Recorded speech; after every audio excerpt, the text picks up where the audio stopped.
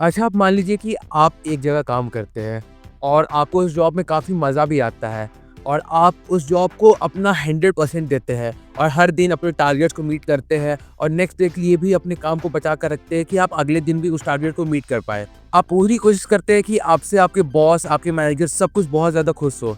लेकिन फिर इतना कुछ करने के बाद भी जब बारी आती है इंक्रीमेंट की या फिर प्रमोशन की, तो वो कोई और ले जाता है, तो आपको कैसा लगेगा?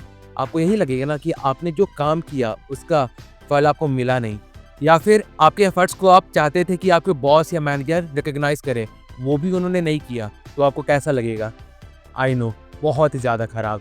और फिर अगले दिन से आप कोशिश करेंगे कि नहीं, अब मुझे ऐसा नहीं करना, और आपके जो जॉब वाले बिहेवियर है ना उसमें बहुत ज़्यादा नहीं बट धीरे धीरे चेंजेस आने शुरू हो जाएंगे, because of the sole reason you were disappointed. अब चलो इसी सेम चीज़ को बॉलीवुड के सुपरस्टार जैसे रणबीर कपूर, ऋतिक रोशन, शाहरुख खान, इन सब पे लागू करके देखो, जहां इन्होंने अपने इनिशियल करियर में बहुत अच्छी अच्छी फिल्में की थी। Like take example for Shahrukh Khan, Darr, Baazigar, Raju बन गया जेंटलमैन, कभी हाँ कभी ना। फिर Ranbir Kapoor, wake up Sid, rocket Singh, rockstar, Hrithik Roshan, Lakshya, Guzaarish, kites. लेकिन कुछ वक्त बाद उन्हें वापस से अपने इनिशियल जो जॉनर पब्लिक को सबसे ज्यादा पसंद आती है उसमें इन्हें कूदना पड़ा, despite knowing the fact that जो उनके अंदर का जो एक्टर है ना वो इन सब चीज़ों से कभी फुली एग्री नहीं करेगा। बट स्टिल शाहरुख खान को प्योर रोमांटिक फिल्मों में आना पड़ा, रणबीर कपूर को तू झूठी मैं मक्कार, एनिमल जैसी फिल्में करनी पड़ी, और ऋतिक रोशन को भी वॉर के बाद वापस से फाइटर जैसी मूवीज में आना पड़ा, और उनकी अगली फिल्म जो आ रही है वो है war 2 in the same genre. तो आखिर ऐसा क्यों होता है कि इतने सारे एक्टर्स जब उन्होंने अपने इनिशियल स्टेज में अपनी एक्टर वाली जो इमेज थी उसे बढ़ाने पे फोकस किया था, बट कुछ वक्त बाद उन्होंने इस चीज़ से थोड़ा रुख बदल लिया। तो देखो, जैसे मैंने स्टार्टिंग में बताया इस वीडियो के विद एग्जांपल ऑफ जॉब, तो उसी चीज़ को आप यहाँ पे लागू करो। जो आपके मैनेजर हैं और जो आपके बॉस है ना, वो सिनेमा की दुनिया में उन्हें पब्लिक समझ लो, ऑडियंस।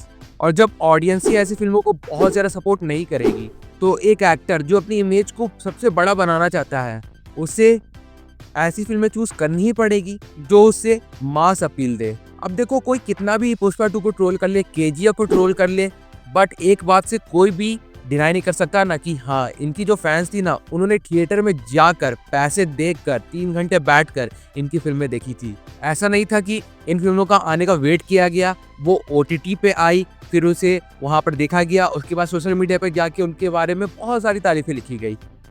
बिल्कुल भी नहीं, क्योंकि जो एफर्ट्स होते हैं ना वो एक्टर्स को जितने ज़्यादा नंबर में टिकट्स बिके हैं ना उसके थ्रू दिखते हैं। और इस चीज़ का सबसे बेस्ट एग्जांपल ये इंटरव्यू है जहां पर रणबीर कपूर ने खुले उन लोगों से पूछा था जो ये कह रहे थे कि हमें आपकी रॉय फिल्म बहुत पसंद आई थी, बॉम्बे वेलर फिल्म बहुत पसंद आई थी, जग्गा जासूस फिल्म बहुत पसंद आई थी।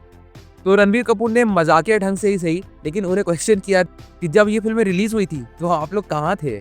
और भले इस वक्त पे रणबीर कपूर ने ये चीज़ मजाकिया ढंग में कही थी, बट उनका जो दुख था वो क्लियर दिख रहा था। Did you see it? In the theater, he's the only person who went. Let's talk about Jagga. I thought you were just so lovely. Thank you. In that movie, and it really broke my heart that it didn't find more takers than it did. How did you create that guy? Yeah, it broke my heart also and my bank. But Yeah, firstly, I really liked Roy. I don't know how many of you will agree to me, but I I really also don't agree with you. Forget them. That is a true fan. और अभी recently जब ऋतिक रोशन की film Vikram Vedha जब flop हुई उसके बाद उन्होंने ये स्टेटमेंट दिया, तो उससे तो कोई भी समझ सकता है कि हाँ, ही वॉज डिसअपॉइंटेड। फिर शाहरुख खान की रईस, जब हैरी बट सीरियल 0 फ्लॉप होने के बाद उन्होंने कमबैक किया विद एन एक्शन फिल्म, और सबको पता है कि उस एक्शन फिल्म में कितनी ज़्यादा कमाई की। तो जब पब्लिक क्लियर ये इशारा कर रही है कि हमें ऐसी फिल्में नहीं देखनी है, हमें ऐसी फिल्में देखनी है, तो एक एक्टर अपने करियर को दांव पे क्यों ही लगाएगा, वो भी उन कुछ चंद लोगों के लिए जो घर पे बैठकर आराम से ओटीटी पे ये सारी फिल्में देखते हैं और फिर सोशल मीडिया पे लंबे लंबे पोस्ट लिखते हैं कि क्यों जब ये फिल्में थिएटर में आई थी तो पब्लिक ने इन्हें सपोर्ट क्यों नहीं किया गया। लोगों के पास तो पुष्पा, केजीएफ जैसी फिल्मों को सपोर्ट करने के लिए बहुत टाइम है। अरे तो यार, मैं यही कह रहा हूँ ना, अगर आपको किसी फिल्म को सपोर्ट करना है तो उसे थिएटर में जाकर देखो। हाँ, आपके लिए पुष्पा, केजीएफ या फिर इवन जवान ऐसी फिल्में होंगी क्रिंज, बट जो करोड़ों लोगों ने इन्हीं थिएटर में जाकर देखा, उसमें से कुछ लोग डिसएग्री भी करेंगे सब फिल्मों से, बट उन्होंने भी स्टिल अपना टाइम और मनी इन्वेस्ट किया। अभी भले हम अगर सोशल मीडिया पर जाएंगे, इंस्टाग्राम खोलेंगे, रील्स पर जाएंगे, यूट्यूब पर शॉर्ट्स पर जाएंगे, तो हमें बहुत सारे वेकअप सेट, रॉक स्टार, गुजारिश, इवन जब हैरी मेट सेजल, इन सब फिल्मों के बहुत सारे पोस्ट देखने को मिल जाएंगे, रील्स देखने को मिल जाएंगे, शॉर्ट्स देखने को मिल जाएंगे। कि जब इन सब फिल्मों की हम बॉक्स ऑफिस कलेक्शन चाहते हैं, वहाँ पर हमें क्या देखने को मिलता है?